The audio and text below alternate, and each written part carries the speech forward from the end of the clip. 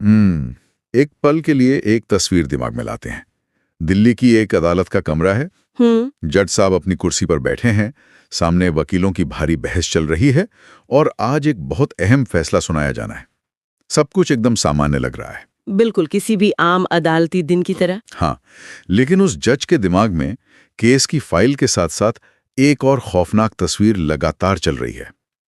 उनके अपने बचपन का वो दिन, साल 2008, जब उनका अपहरण हुआ था। सही कहा।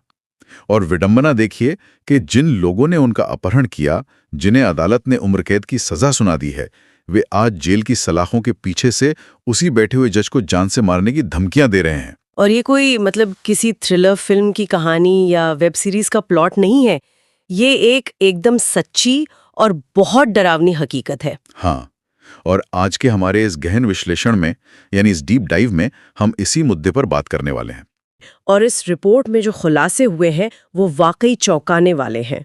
ये मामला इतना ज्यादा गंभीर हो चुका है कि देश की सबसे बड़ी अदालत यानी सुप्रीम कोर्ट को खुद इसमें सीधा हस्तक्षेप करना पड़ा है। और ये कोई छोटा मोटा आदेश नहीं है। एक जज को उसके ही अपहरणकर्ताओं से बचाने के लिए 3 अलग-अलग राज्यों की पुलिस को अलर्ट पे रखा गया है। तो आज का हमारा मिशन यही समझना है कि जब न्यायपालिका के रक्षकों पर ही खतरा मंडराने लगे तो कानून कैसे काम करता है। बिल्कुल, हमें ये देखना होगा कि आदतन अपराधियों के अधिकारों पर रोक लगाने के लिए सिस्टम अपनी पूरी ताकत का इस्तेमाल कैसे करता है, क्योंकि ये सिर्फ एक व्यक्ति की सुरक्षा का मामला नहीं है। सही बात है। ये पूरे न्यायतंत्र के निर्भीक होकर काम करने से जुड़ा है। अगर जज ही सुरक्षित महसूस नहीं करेगा तो वो निष्पक्ष फैसला कैसे दे पाएगा? ये बहुत बड़ा सवाल है। तो चलिए इसे थोड़ा बारीकी से समझते हैं। इस पूरी कहानी की शुरुआत होती है साल 2008 से। एक नाबालिग लड़के का अपहरण होता है। बहुत ही खौफनाक घटना थी वो। लेकिन फिर पुलिस आरोपियों को पकड़ती है और उन्हें अपहरण के जुर्म में दोषी ठहराया जाता है और उम्र कैद की सजा सुनाई जाती है। हाँ, लेकिन कहानी यहां खत्म नहीं होती है। वो नाबालिग पीड़ित उस ट्रॉमा से बाहर निकलता है, कानून की पढ़ाई करता है और आज वो दिल्ली में एक न्यायिक अधिकारी है। वो एक जज के पद पर तैनात है। ये तो अपने आप में एक बहुत बड़ी मिसाल है। एक पीड़ित का उस कुर्सी तक पहुंचना न्याय की एक बहुत बड़ी जीत है। बिल्कुल है, लेकिन यहीं पर मुझे एक उलझन हो रही है। देखिए, वो अपहरणकर्ता तो उम्रकैद काट रहे हैं ना। हाँ बिल्कुल। और वो भी कोई कल की बात नहीं है, सालों बीत चुके हैं।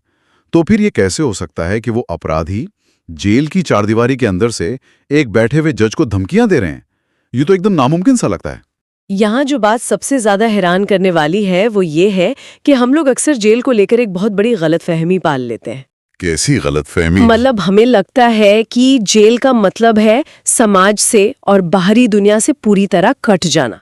रिपोर्ट में सुप्रीम कोर्ट ने इन दोषियों के लिए एक बहुत ही खास शब्द का इस्तेमाल किया है। क्या शब्द है वो? कोर्ट ने इन्हें आदतन अपराधी कहा है, अंग्रेजी में जिसे हम हैबिचुअल ऑफेंडर्स कहते हैं। अच्छा, आदतन अपराधी मतलब ऐसे लोग जिनका पेशा ही जुर्म करना है, जो बार बार यही काम करते हैं। एकदम सही। कोर्ट ने इस बात का संज्ञान लिया है कि ये अपराधी कई अन्य आपराधिक मामलों का भी सामना कर रहे हैं।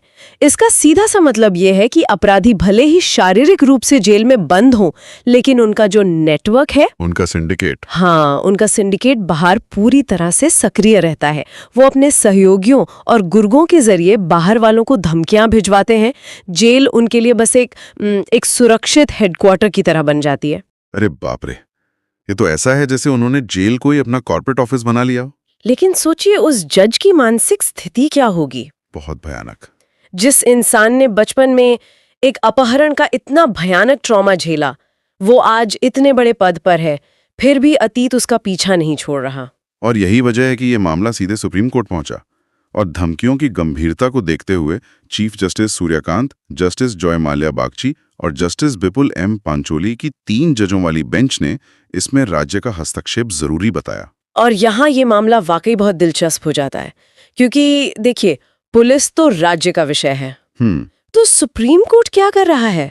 वो सिर्फ एक व्यक्ति को सुरक्षा नहीं दे रहा है, बल्कि वो 3 अलग-अलग राज्यों में एक पूरा एक सुरक्षा ग्रिड तैयार कर रहा है। इसे हम एक अभद्र किले की तरह देख सकते हैं। बिल्कुल। अगर हम इसे एक बड़े परिदृश्य से जोड़कर देखें तो सुप्रीम कोर्ट का ये कदम बहुत लॉजिकल लगता है। वो कैसे? 3 राज्यों की पुलिस को एक साथ लगाना कुछ ज्यादा नहीं हो गया? देखिए, जो ये आदतन अपराधी होते हैं ना, इनका काम करने का एक तरीका होता है। जब ये मुख्य टारगेट तक नहीं पहुंच पाते तो ये क्या करते हैं? परिवार को निशाना बनाते हैं। एकदम सही। ये परिवार को निशाना बनाकर मानसिक दबाव बनाने की कोशिश करते हैं। अब इस मामले में इस सुरक्षा ग्रिड का पहला हिस्सा है दिल्ली पुलिस। क्योंकि जज साहब दिल्ली में तैनात है। हाँ, कोर्ट ने दिल्ली पुलिस को निर्देश दिया है कि वो याचिकाकर्ता के खतरे के स्तर का, यानी उनके थ्रेट परसेप्शन का आकलन करे और उन्हें सुरक्षा दे। ठीक है। लेकिन बात यही नहीं रुकती। गुजरात पुलिस को भी आदेश दिए गए हैं, क्योंकि याचिकाकर्ता के भाई खुद गुजरात में एक न्यायिक अधिकारी हैं। अच्छा, दोनों भाई जज हैं, ये तो मैंने रिपोर्ट में पढ़ा था। और तीसरी कड़ी है हरियाणा। हरियाणा के कुरुक्षेत्र प्रशासन को आदेश दिया गया है कि वहां रह रहे याचिकाकर्ता के बाकी परिवार की सुरक्षा की जिम्मेदारी वो लें। मतलब दिल्ली, गुजरात और हरियाणा, इन 3 राज्यों की पुलिस को एक ही मामले में सक्रिय कर दिया गया। हाँ, क्योंकि न्यायपालिका को अपना मनोबल बनाए रखना है। अगर वो जज रोज इस डर के साथ उठेगा कि उसके परिवार पर हमला हो सकता है, तो वो बिना डरे काम कैसे करेगा? ये बात तो है, परिवार को सुरक्षित करना बहुत जरूरी है। लेकिन ये तो हुई फिजिकल सुरक्षा की बात, पुलिस की गाड़ियां, गार्ड्स और ये सब।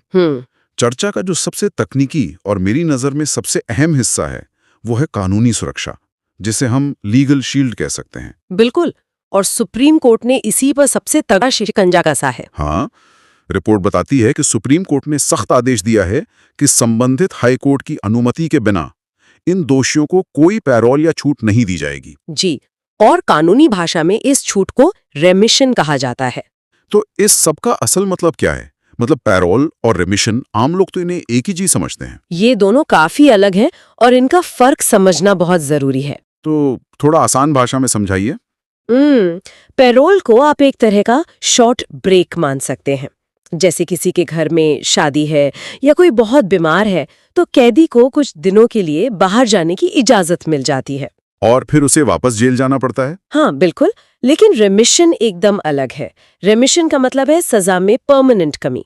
अच्छा। अगर कैदी जेल में अच्छा व्यवहार करता है, कोई काम करता है, तो सरकार उसकी सजा के कुछ साल माफ कर सकती है और वो हमेशा के लिए रिहा हो सकता है। ओह, तो ये आदतन अपराधी इसी रेमिशन का फायदा उठाने की कोशिश करते हैं। बिल्कुल, ये लोग सिस्टम को बहुत अच्छी तरह समझते हैं। ये जेल में एकदम शरीफ बनकर रहते हैं ताकि इन्हें अच्छे आचरण का सर्टिफिकेट मिल जाए। और कागजों पर ये सुधरे हुए दिखें, जबकि असल में ये अंदर से धमकियां दिलवा रहे हैं। यही कारण है कि सुप्रीम कोर्ट ने दिसंबर में भी रेमिशन पर रोक लगाई थी।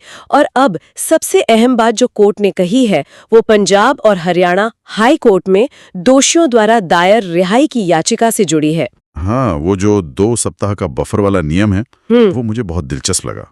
ये एक बहुत ही महत्वपूर्ण सवाल खड़ा करता है। मेरा भी यही सवाल है, सुप्रीम कोर्ट ने ये 2 सप्ताह की देरी वाला नियम क्यों जोड़ा? क्या ये आम बात है कि देश की सबसे बड़ी अदालत किसी हाई कोर्ट के फैसले पर पहले ही बफर लगा दे? ये आम बात बिल्कुल नहीं है। ये एक बहुत ही सोची समझी कानूनी रणनीति है। तो ये काम कैसे करती है?